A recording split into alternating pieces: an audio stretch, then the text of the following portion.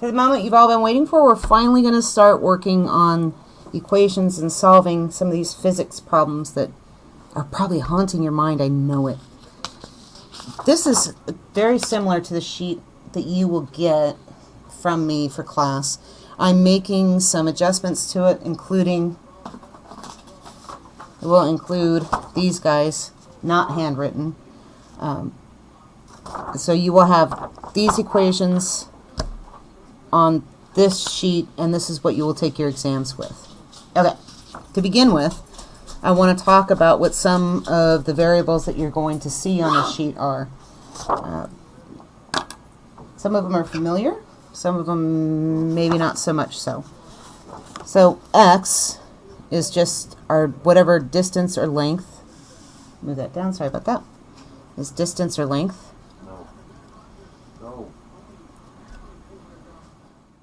And that is measured in meters.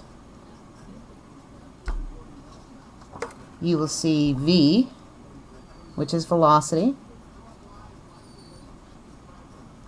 Hopefully you guys know that one now. And a is acceleration.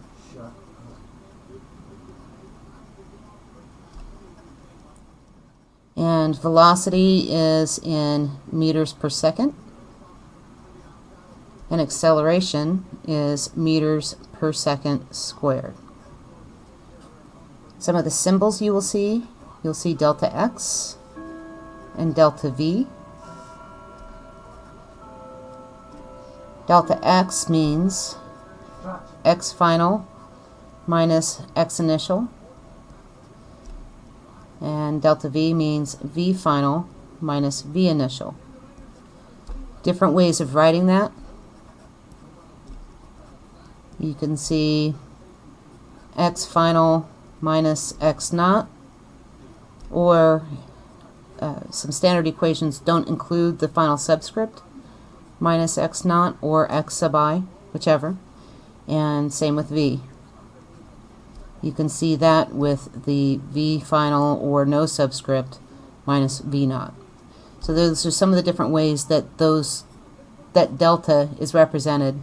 And that's what that triangle symbol means. It just means the change in delta x, delta v.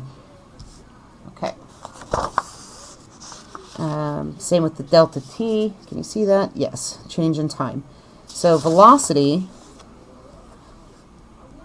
equals dx dt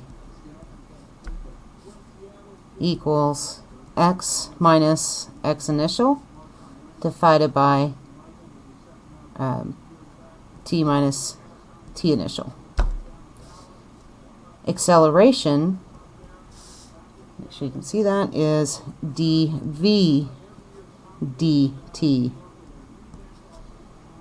If you ever take calculus or move on beyond this class, the d stands for taking the derivative of. We'll get into a little bit of what that means as far as our graphs go, but that's where a lot of this lingo comes from. So dv, or delta v, delta t,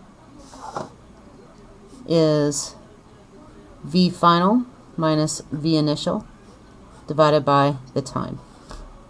This is probably one of the more common ways you'll see it. I think that's how the book has it. Actually, I'm not sure if they have the vi or the v naught. And why we interchange those subscripts, I don't know.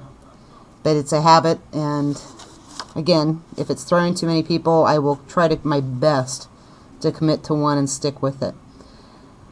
Okay, we're going to leave this now, and I'm going to shut this off and start the next video, which is going to be actually using...